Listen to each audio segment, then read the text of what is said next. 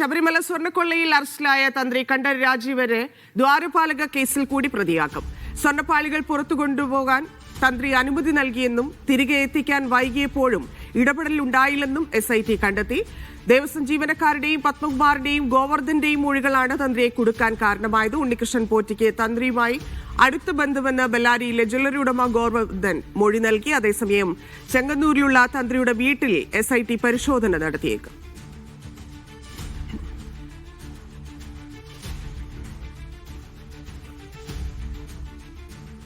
പേരുകളുമായി സുനിൽ ഐസക് ചേരുന്നുണ്ട്. സുനില, രണ്ടാമത്തെ കേസിൽ കൂടി തന്ത്രി പ്രതിയാകും എന്നാണ് ഇപ്പോൾ അറിയുന്നത്. എന്തൊക്കെയാണ് ഇപ്പോൾ തന്ത്രിക്കെതിരെ അന്വേഷണ സംഘത്തിന്റെ കയ്യിലുള്ള തെളിവുകൾ? ഇനിയുള്ള നടപടികൾ എന്തൊക്കെയാണ്? എന്താണ് SIT നീക്കം?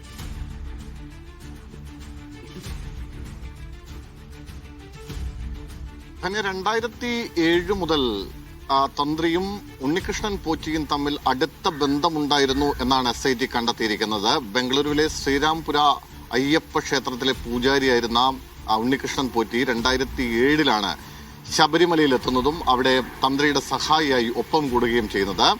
അതിനുശേഷം ശബരിമലയിൽ ഒരു പ്രധാനപ്പെട്ട റോളിലേക്ക് ഉണ്ണികൃഷ്ണൻ പോറ്റി പതിയെ വളർന്നു വരികയായിരുന്നു. എന്നാൽ 2018 ആകുമ്പോഴേക്കും അവിടെ നിന്ന് സഹായി എന്നതിനപ്പുറത്തേക്ക് ശബരിമലയിലെ പ്രധാന സ്പോൺസറായി ഉണ്ണികൃഷ്ണൻ പോറ്റി മാറി. മാത്രമല്ല അവിടെ നിർണായകമായ തീരുമാനങ്ങൾ എടുക്കുന്നതിൽ പോലും അല്ലെങ്കിൽ അങ്ങനെ എടുപ്പിക്കുന്നതിൽ പോലും ഒരു പവർ പോയിന്റായി ഉണ്ണികൃഷ്ണൻ പോറ്റി മാറുന്ന സാഹചര്യം ഉണ്ടാവുന്നു എന്നാണ് SIT പറയുന്നത്. അതിന് നിർണായകമാവുന്ന ചില മൊഴികളുണ്ട്, ചില ദൃശ്യങ്ങളുണ്ട്. അത്തരം കാര്യങ്ങളുടെയൊക്കെ അടിസ്ഥാനത്തിലാണ് പോറ്റിയെ തന്ത്രി ഇന്നലെ അറസ്റ്റ് ചെയ്യുന്ന സാഹചര്യത്തിലേക്ക് എത്തിയത്. നോക്കൂ, ഈ പത്മകുമാർ നേരത്തെ പറഞ്ഞ ഒരു പ്രധാനപ്പെട്ട മൊഴിയുണ്ട്. ആ മൊഴിയിൽ ഈ സ്വർണം പാളികൾ ഉരുക്കിയ സ്വർണം എന്തുകൊണ്ട് ദേവസ്വം ബോർഡിന് ലഭിക്കാതെ പുറത്തേക്ക് പോയി എന്ന ചോദ്യത്തിന് അങ്ങനെ പോയിട്ടുണ്ടെങ്കിൽ അത് തെറ്റാണെന്ന മറുപടിയായിരുന്നു പത്മകുമാർ നൽകിയത്. എന്തുകൊണ്ടത് തടഞ്ഞില്ല എന്ന് ചോദിക്കുമ്പോൾ ദൈവതുല്യരായ ആളുകൾ മുകളിലുണ്ടെങ്കിൽ എങ്ങനെ തടയാൻ കഴിയും എന്നായിരുന്നു പത്മകുമാറിന്റെ മറുചോദ്യം. അത് അന്ന് അതാരാണ്, ആ ദൈവതുല്യൻ ആരാണ് എന്ന ചോദ്യത്തിന് കൃത്യമായ ഒരു മറുപടി പത്മകുമാറിന്റെ ഭാഗത്ത് നിന്ന് ഉണ്ടായില്ല. പക്ഷേ പിന്നീട് നമുക്കത് മനസ്സിലാവുന്നു. കാരണം ഉണ്ണികൃഷ്ണൻ പോറ്റിയുടെ തന്ത്രിയുടെ അറസ്റ്റിലേക്ക് എത്തുന്നതോടുകൂടി നമുക്ക് മനസ്സിലാകുന്നു ദൈവതുല്യനായ വ്യക്തി ആരായിരുന്നു എന്ന കാര്യം. ഈ ശബരിമലയിൽ പോകുന്നവർക്കറിയാം, ശബരിമലയിൽ എത്തുന്ന ഭക്തർ ആദ്യം അയ്യപ്പനെ തൊഴുകയും അതിനുശേഷം തൊഴുന്ന ആളാണ് തന്ത്രി എന്ന് പറയുന്നത്. അതുകൊണ്ട് ദൈവവുമായി അത്രമേൽ അടുത്ത് നിൽക്കുന്ന, അത്ര ദൈവതുല്യനായി ഭക്തർ കണക്കാക്കുന്ന, ദൈവത്തിന്റെ പ്രതിനിധിയായി കണക്കാക്കുന്ന ഒരാളാണ് തന്ത്രി. ആ തന്ത്രിയാണ് ശബരിമലയിലെ സ്വർണ്ണ കവർച്ചയുമായി ബന്ധപ്പെട്ട് അറസ്റ്റിലാവുന്നത്. സ്വാഭാവികമായും അതൊരു വൈകാരിക വിഷയം കൂടിയാണ്. അതുകൊണ്ട് തന്നെ കൃത്യമായ തെളിവുകളുടെ അടിസ്ഥാനത്തിൽ കൂടിയാണ് SIT തന്ത്രിയെ അറസ്റ്റ് ചെയ്യുന്ന സാഹചര്യം ഉണ്ടായിരിക്കുന്നത്. അതിൽ ഞാൻ നേരത്തെ പറഞ്ഞ പോലെ പത്മകുമാറിന്റെ മൊഴി, ഒപ്പം ഭണ്ഡാരിയുടെ മൊഴി, അങ്ങനെ ഗോവർദ്ധന്റെ മൊഴി, അങ്ങനെ ചില പ്രധാനപ്പെട്ട മൊഴികളുണ്ട്. ഗോവർദ്ധൻ തന്നെ പറയുന്ന മൊഴി അനുസരിച്ച് താൻ ശബരിമലയിൽ എത്തുമ്പോൾ, സ്വർണം വാങ്ങുന്നതിനായി ശബരിമലയിൽ എത്തുമ്പോൾ അന്ന് കണ്ഠരര് രാജീവരുടെ മുറിയിൽ നിന്നാണ് പോറ്റി പുറത്തേക്ക് ഇറങ്ങി വരികയും താനുമായി സംഭാഷണം നടത്തുകയും ചെയ്തത്.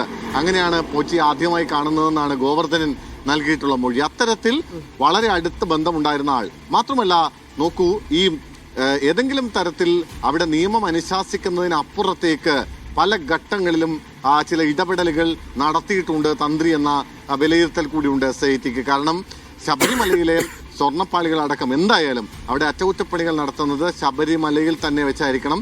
അത് പുറത്തു പോകരുതെന്ന ദേവസ്വം ബോർഡിന്റെ നിയമമുണ്ട്. പരമ്പരാഗതമായി അങ്ങനെയാണ് ചെയ്തുകൊണ്ടിരിക്കുന്നത്. അതിന് വിരുദ്ധമായി ഈ സ്വർണ്ണ പൂശുന്നതിനായി പാളികൾ പുറത്തേക്ക് കൊടുത്തുവിടുന്നു. മാത്രമല്ല തിരികെ എത്തുന്ന സമയം ആയിട്ടും ഇത് തിരിച്ചെത്തിയിട്ടില്ലെന്ന് കൃത്യമായി അറിയാവുന്ന ആൾ തന്ത്രിയാണ്. കാരണം ഏറ്റവും അടുത്ത അയ്യപ്പനുമായും ആ മണ്ഡപവുമായും ഒക്കെ ഏറ്റവും അടുത്ത് ഇടപഴകുന്ന ഒരാൾ എന്ന നിലയ്ക്ക് തന്ത്രിക്കറിയാം ഇത് തിരികെ എത്തിയിട്ടില്ല എന്ന്.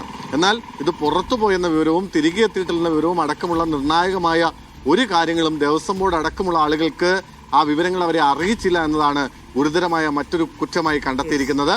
എന്തായാലും SIT ഇതുമായി ബന്ധപ്പെട്ട് രജിസ്റ്റർ ചെയ്തിരിക്കുന്ന 2 കേസിലും തന്ത്രിയെ കൂടി ഉൾപ്പെടുത്താം,